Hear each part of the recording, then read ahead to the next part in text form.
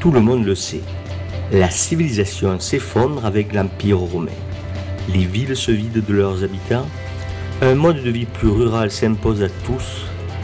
Les moines enfermés dans leur cloître deviennent les intellectuels du monde chrétien. Plus prosaïquement, de grandes percées technologiques disparaissent.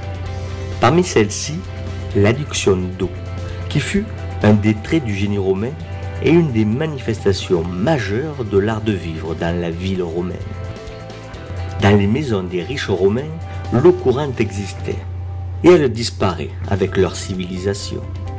Il faudra ensuite attendre la fin du 19e et la première moitié du 20e siècle, jusque dans les années 60 pour les masses les plus reculées, pour que l'eau courante se généralise et nous apporte à tous ses bienfaits. Au Moyen-Âge, la question de l'eau est cruciale.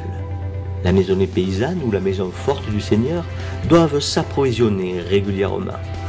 Lorsqu'une source est proche, c'est une bénédiction, comme à Verse Pont du Gard, qui tire son nom du latin versium, et cela en relation aux nombreuses sources et aux eaux qu'elles versent sur le sol.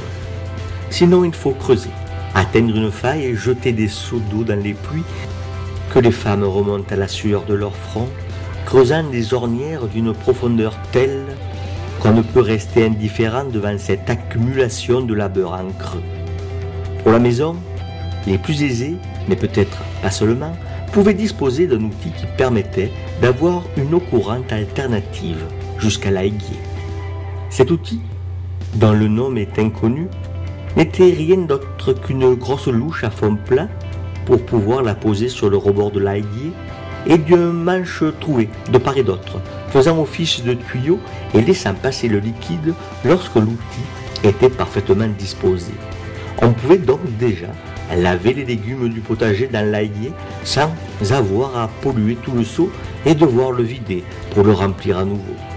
On imagine que lorsque le puits était situé passablement loin, cet outil était malgré tout déjà, lui aussi, une bénédiction.